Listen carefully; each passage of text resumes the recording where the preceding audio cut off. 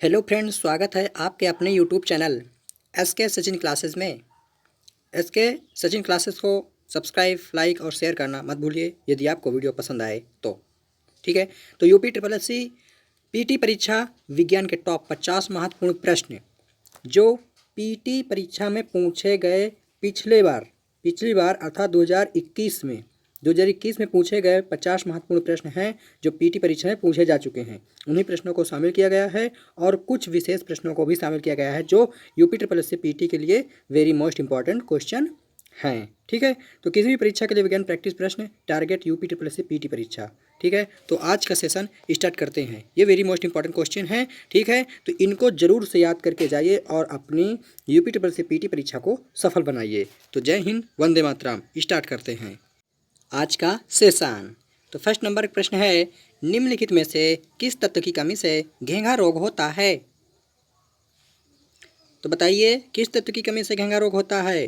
तो option number D is the right answer. Iodine की कमी से घेंघा रोग होता है। फर्स्ट का option number D is the correct answer. अब नेक्स्ट है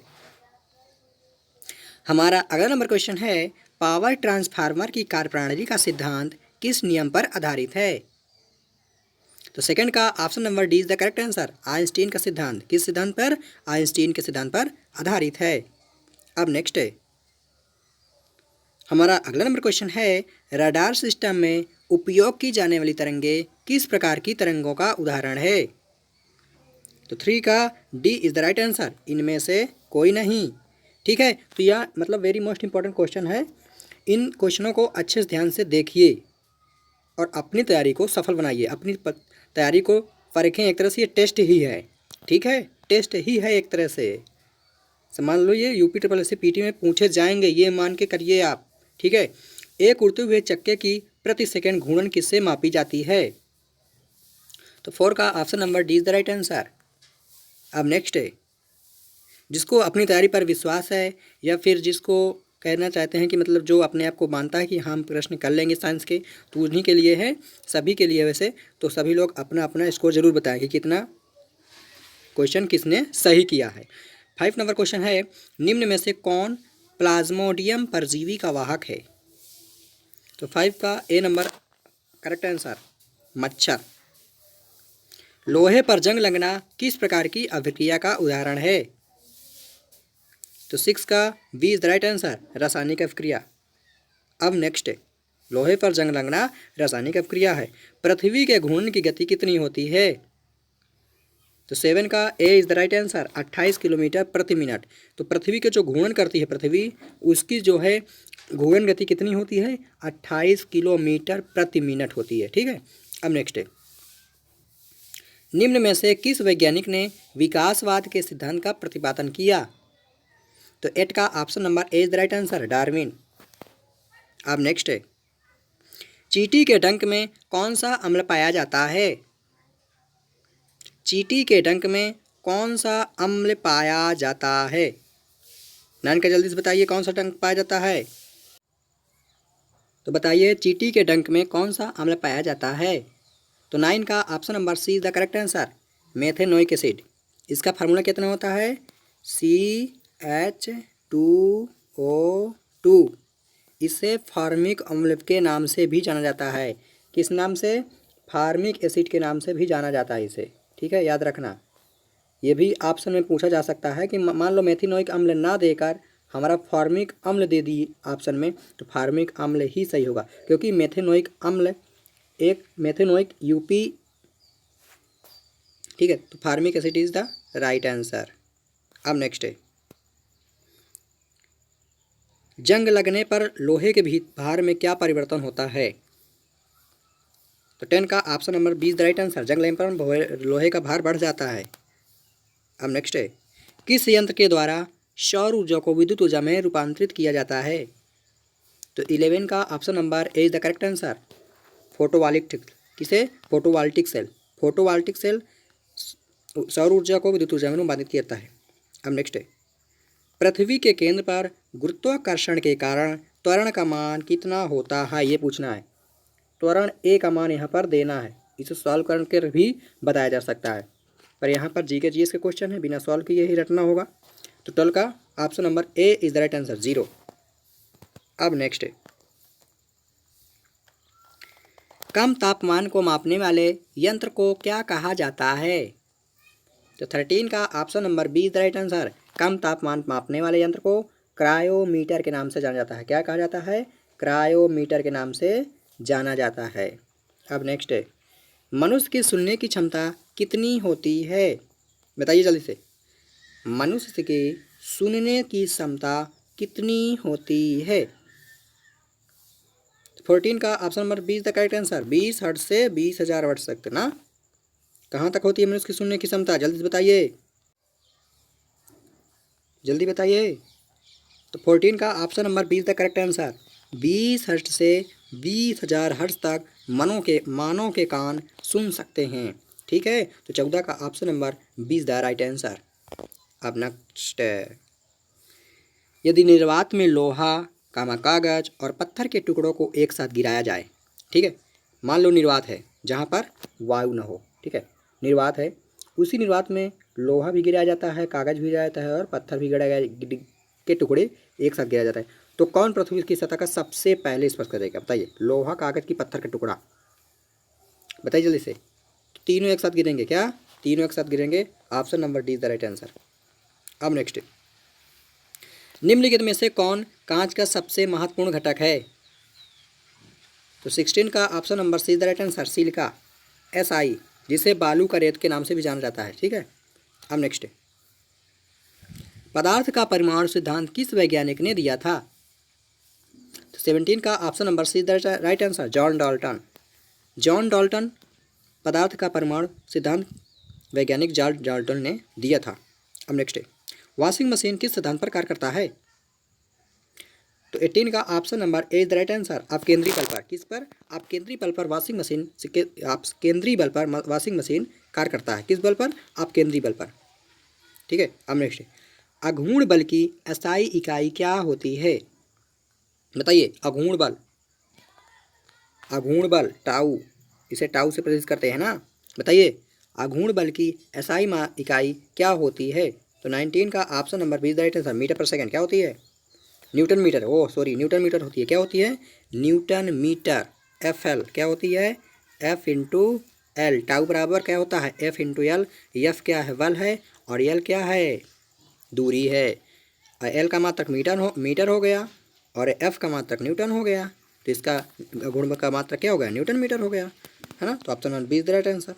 अब नेक्स्ट, अल्जाइमर रोग मानव शरीर के किस अंग को मुख्य रूप से प्रभावित करता है?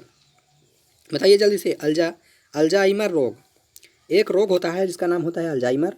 वह मानव के किस अंग को प्रभावित करता है? तो 20 का option number A is the right answer, मस्तिष्क को। किसको? मस्तिष्क को। अब नेक्स्ट, अस्थि मज्जा में रुधिर कणिकाओं के निर्माण को क्या कहा जाता है? जल्दी बताइए। 21 का, अस्थि मज्जा में रुधिर कणिकाओं के निर्माण को क्या कहा जाता है? तो 21 का option number B is the right answer है, हेमोटोपियासिस। क्या कहा जाता है? हेमेटोपाइसिस के नाम से जाना जाता है। अब नेक्स्ट, फ्लोरोसेंट लैंप में चौक के उपयोग का मुख्य उद्देश्य क्या है? 22 का option number A is the right answer, विद्युत धारा के प्रवाह को कम करना। अब नेक्स्ट है, यदि किसी तत्व का परमाणु क्रमांक बराबर है लेकिन परमाणु भार भिन्न भिन्न है तो उस तत्व को क्या कहते हैं? बताइए। एक होता है समभारिक, एक होता है समस्थानिक, एक होता है समन्यूट्रॉनिक। ये पढ़ा होगा आप, अगर साइंस साइड के स्टूडेंट होंगे तो समझते होंगे। बताइए जल्दी से 23 का। तो 23 का option number be the right answer, समस्थानिक। क्या होते हैं? समस्थानिक। अगर पूछे कि यदि किसी तत्व का परमाणु क्रमांक बराबर है लेकिन परमाणु भार भिन्न भिन्न है तो समस्थानिक।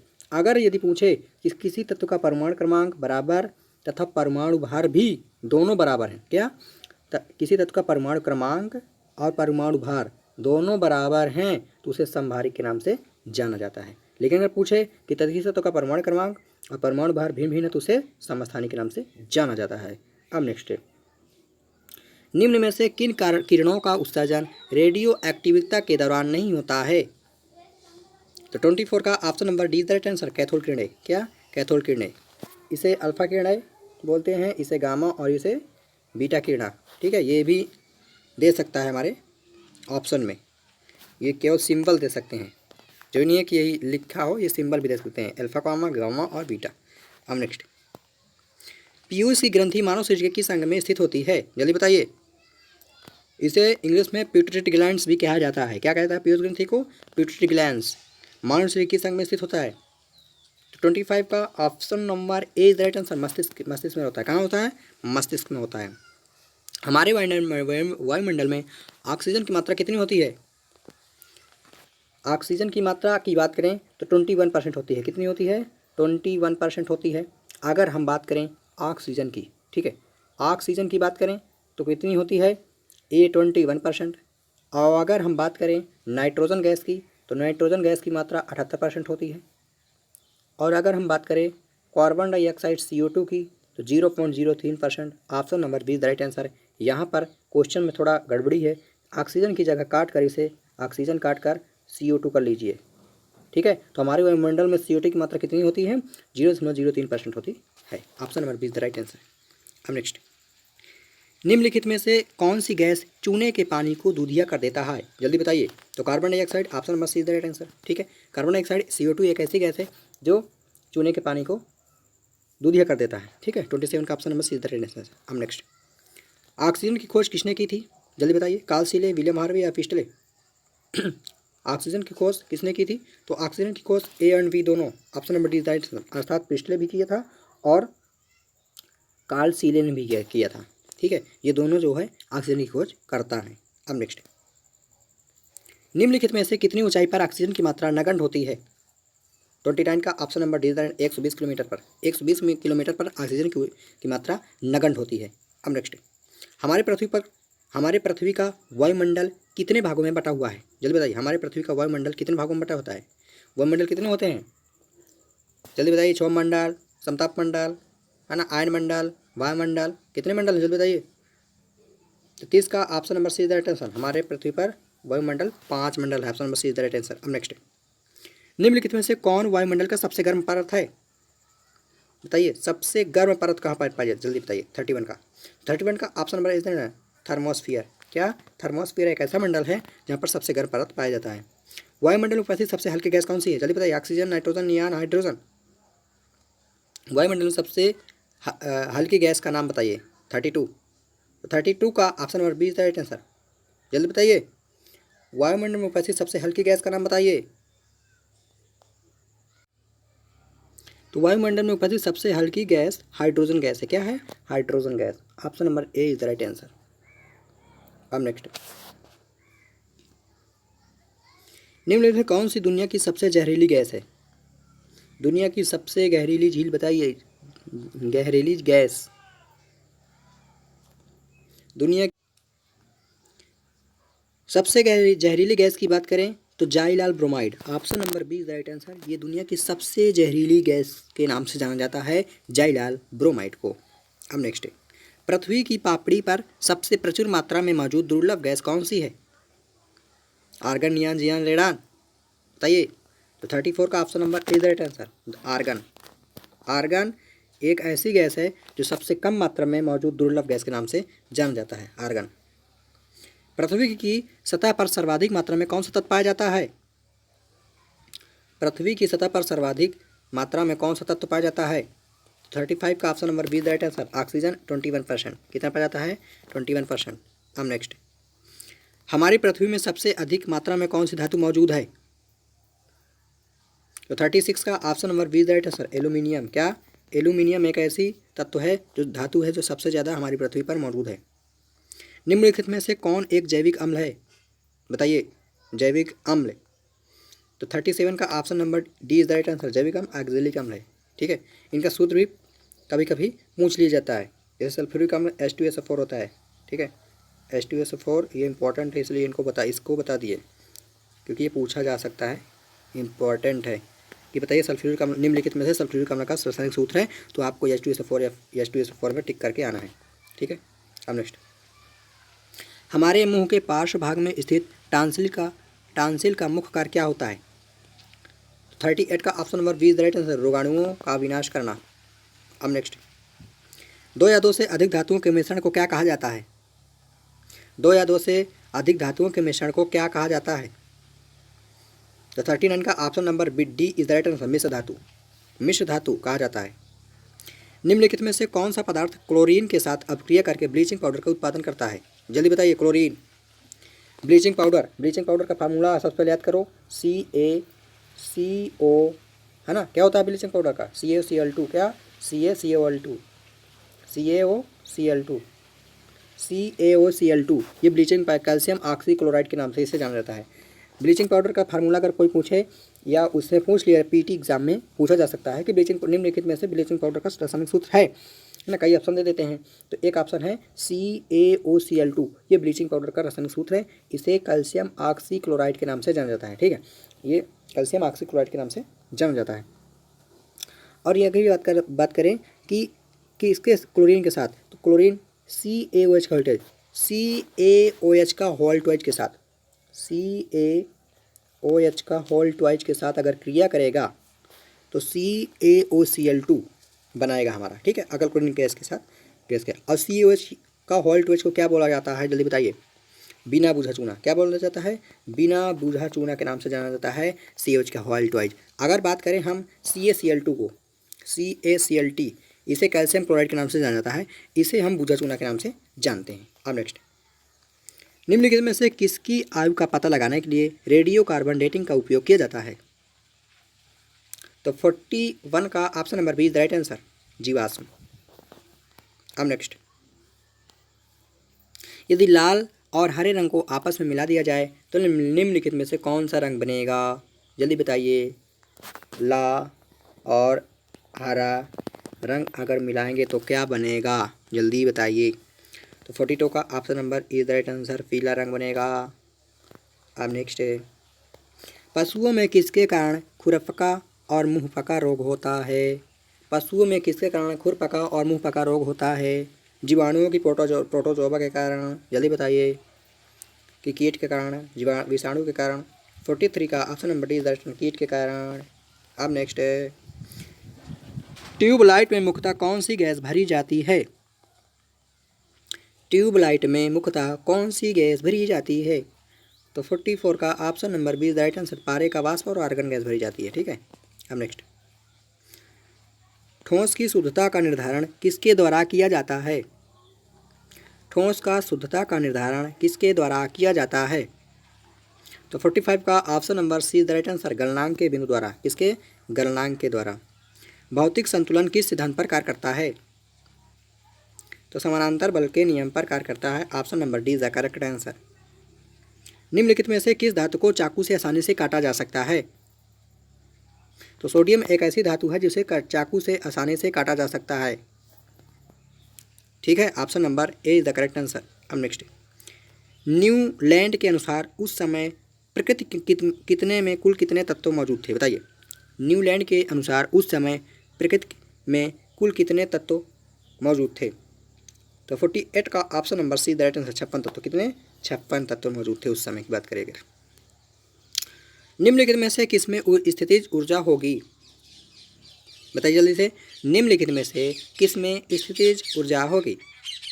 तो 49 का option number A is the correct answer, बांध के पानी में। बांध के पानी में स्थितिज ऊर्जा होती है, लेकिन उड़ता हुआ वायुयान उसमें कहाँ होगा? गिरती हुई नारियल उसमें कहाँ होगा? उपरोक्त सभी में कहाँ? बांध के पानी में स्थितिज ऊर्जा होगी ना, क्योंकि रुका हुआ है। अब नेक्स्ट, और आज का हमारा लास्ट क्वेश्चन है, कैपिटल जी का मान किसने ज्ञात किया था? जल्दी बताइए। अगर हम बात करें कैपिटल जी की बात करें तो हेनरी कैंडेविस ने किया था। Option number D is the right answer. अगर हम बात करें स्मॉल जी का, इसे गुरुत्वाकर्षण का सिद्धांत किसने प्रतिपादित किया था? तो न्यूटन ने। Option number A is the right answer, ठीक है। इसी तरह ये हमारा आज का सेशन समाप्त होता है। अगर आपको हमारा ये वीडियो पसंद आए तो चैनल को लाइक, सब्सक्राइब और शेयर करना मत भूलिए। आज के लिए इतना ही। जय हिंद, वंदे मातरम, जय श्री कृष्ण।